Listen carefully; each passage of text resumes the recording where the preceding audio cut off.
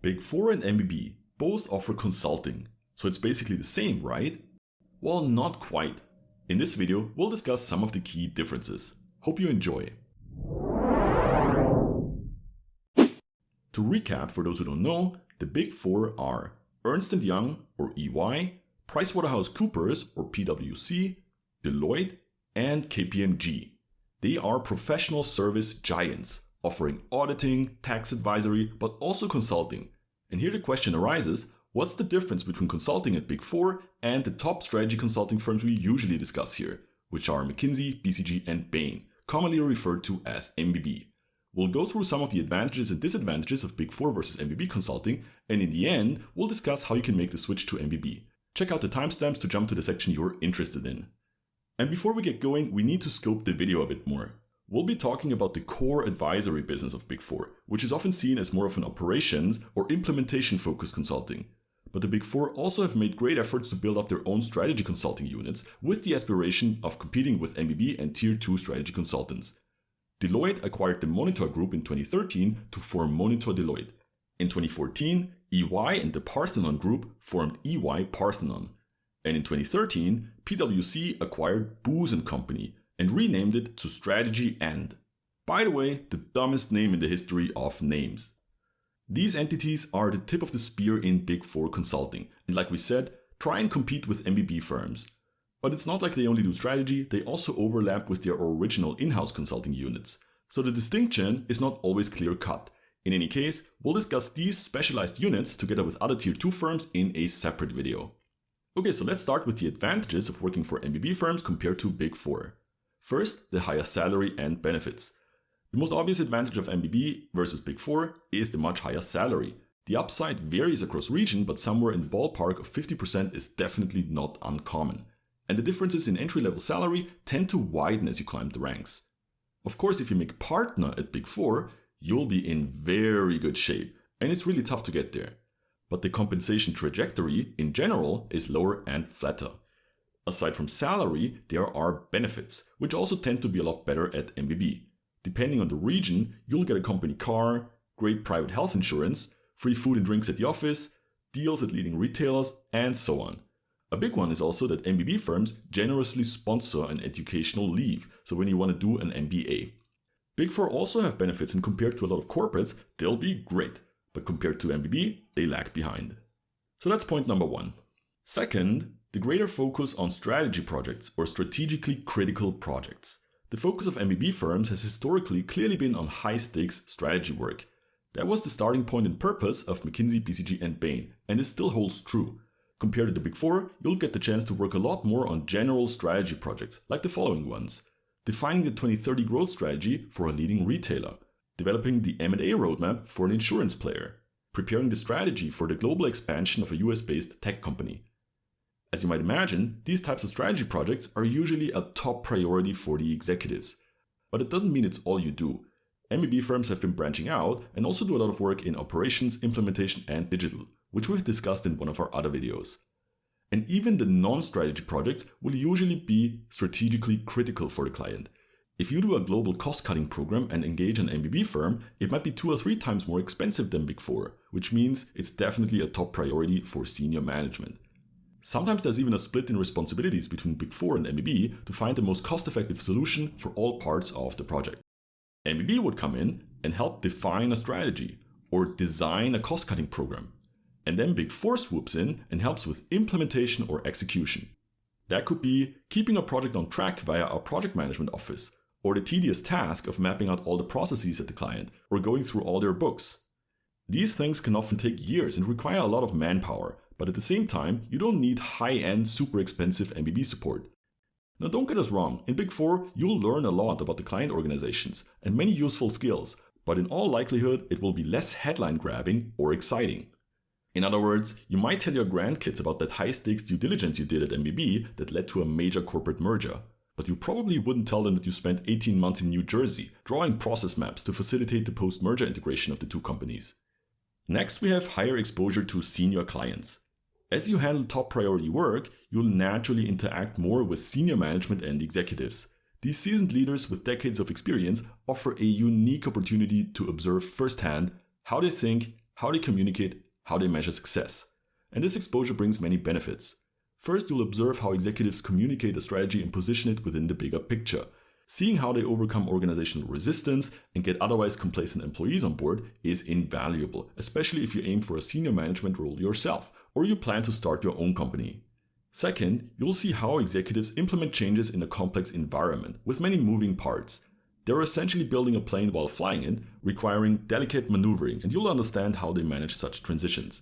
Third, you'll build a strong network with senior executives. After a tough project, you'll much better understand the priorities and challenges of management, which allows you to form strong bonds. Such trust-based relationships can be extremely helpful for your consulting career, but also for future endeavors after consulting. At Big Four firms, you need to actively seek out projects for senior executive exposure. At MBB firms, working with senior executives is quite common in many projects, helping you naturally build a strong network with senior decision makers.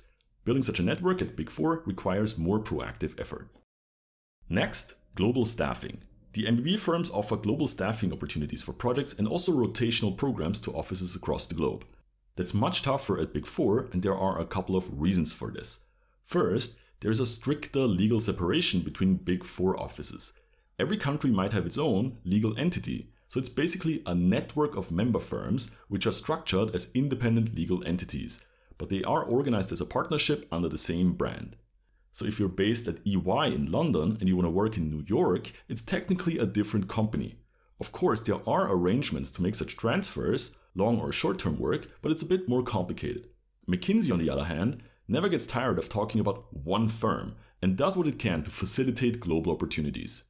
Second, Big Four employs just so many more people that it's not necessary to have international staffing, at least to the degree of MBB.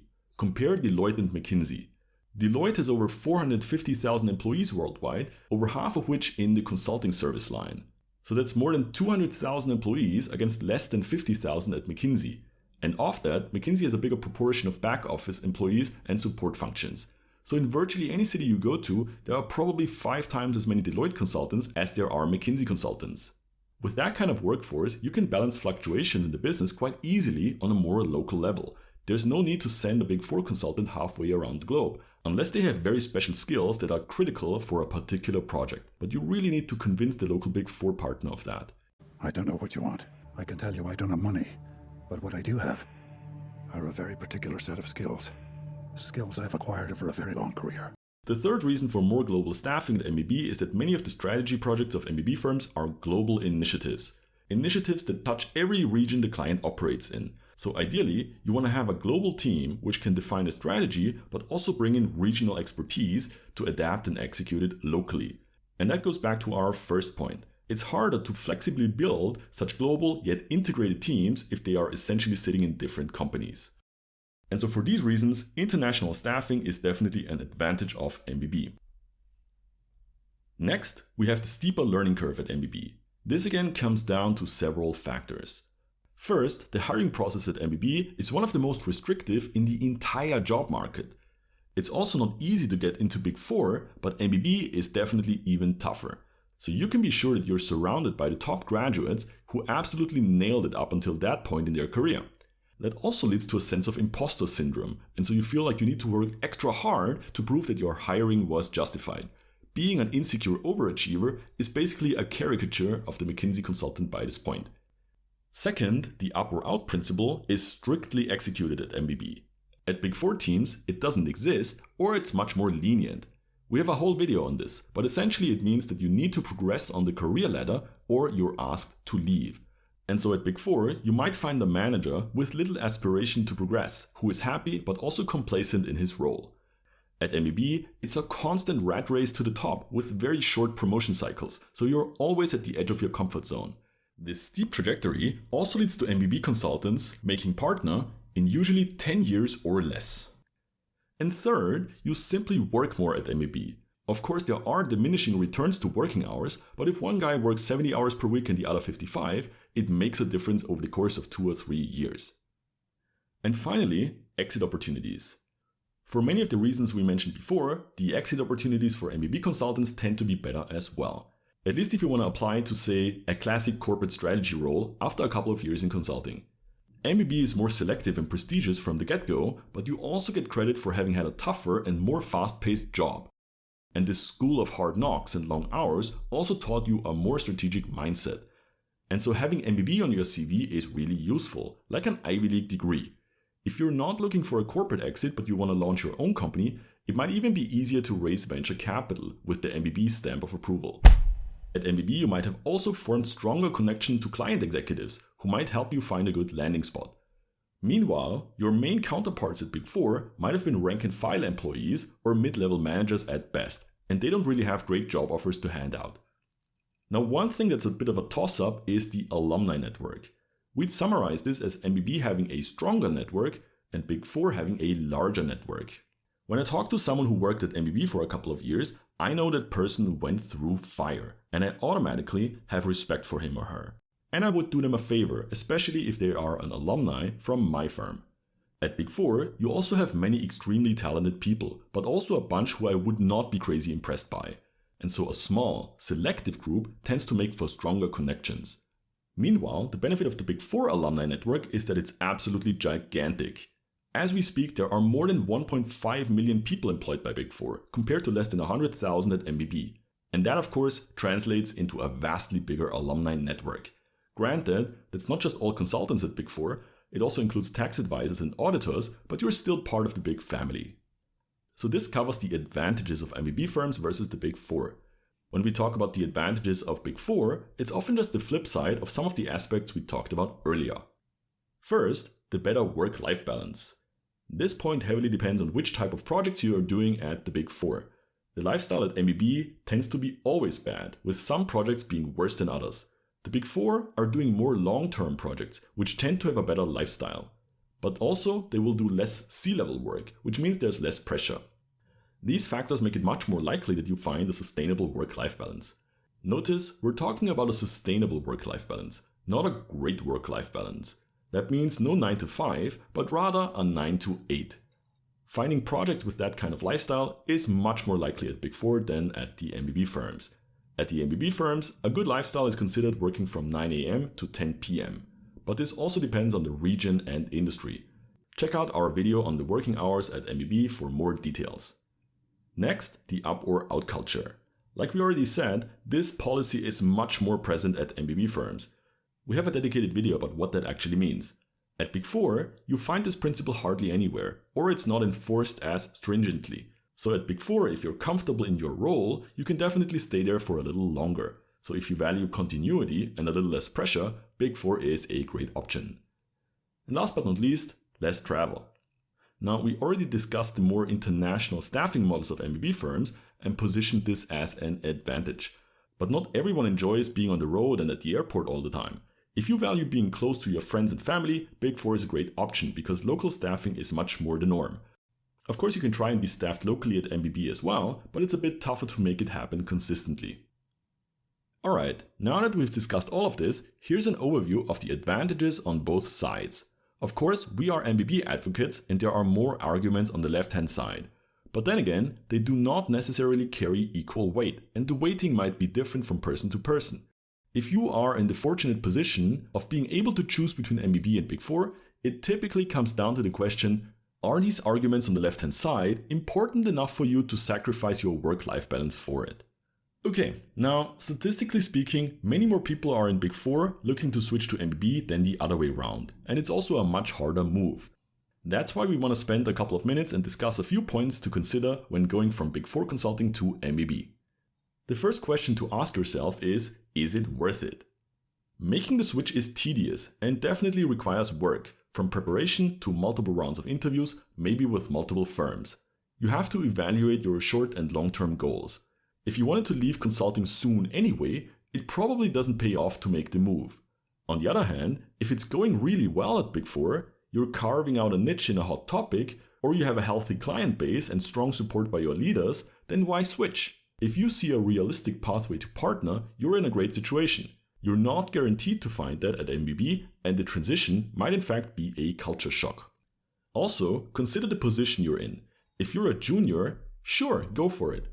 But the more senior you get, say project manager upwards, the more you need to evaluate your individual case. Because unless you bring something special to the table, like really sought after expertise, you might have to step down a level, like from project manager back to senior consultant, and work your way back to project manager within a year. At the same time, you have to build personal relationships at MBB. You don't really know anyone, and so you're basically starting from square one with your firm-wide networking efforts. The next question to ask yourself is, what do I bring to the table? Now, of course, Big Four experience is valuable in your application to MBB, but you have to ask yourself how you can stand out. Many Big Four consultants have already applied unsuccessfully to MBB at some point in their lives. And there's a whole range of guys who haven't given up on their dream and still want to apply. Meanwhile, the next cohort of university graduates is trying to break into consulting, and the top guys will fill the ranks at MBB. So how do you differentiate yourself from all of them? First of all, demonstrate that you're a high performer, not someone who kind of tagged along in the middle of the pack. Have you been promoted ahead of schedule, or did you get other special responsibilities? That's a good sign. Second, did you have any really cool experiences? Maybe some high-profile project in which you had an amazing impact. That's something you should put on your CV, and it's especially useful once you're in the interviews and you can tell some great stories in the personal experience portion of the interview. Third, do you have special skills or expertise that is in high demand at MBB? Right now, for example, that would be Gen AI. Will it actually revolutionize the corporate world? Well, we don't know, but at least MBB is talking about it to all their clients. The BCG CEO even claims that Gen AI related projects will be 20% of their business in the near future. But it's not just these new hot topics. Are you an expert in a certain area, or do you have a personal brand? Then it's much easier to make the case why they should hire you. You could be an expert in oil and gas exploration, or in grocery assortment, or in supply chain analytics. Then they know exactly why they should hire you. All of these aspects are beneficial if you want to stand out. On the flip side, how do you not make yourself stand out? If you're trying to make the case that you're the most ambitious person and the hardest worker, that's not enough. All of that should be a given with any applicant, so it won't make you stand out. Also, you can't talk your way into MBB by simping and ass-kissing. You'll just come across as another thirsty Big Four consultant who's looking to satisfy his ego by joining MBB. But MBB firms aren't interested in your pride or personal ambition. They're purely interested in what you can do to make their firms better. So ideally, you can make the case that they benefit from your experience and that the MBB environment will enable you to bring your impact to the next level. A happy marriage, so to speak. And if now, after considering all of this, you still think the switch from Big Four to MBB is a good idea, then go for it. So there you have it. This is our perspective on the differences between Big Four consulting and MBB and how you could make this switch. And now it's your turn. What's your experience? Did you try to move from Big Four to MBB? Was it successful? Or what's holding you back? Let us know in the comments. If you enjoyed this video, don't forget to like and subscribe and activate the bell for more content like this. Let us know in the comments below if you have any questions or if there's a topic you'd like us to cover next. Thanks for watching, and we'll catch you in the next one.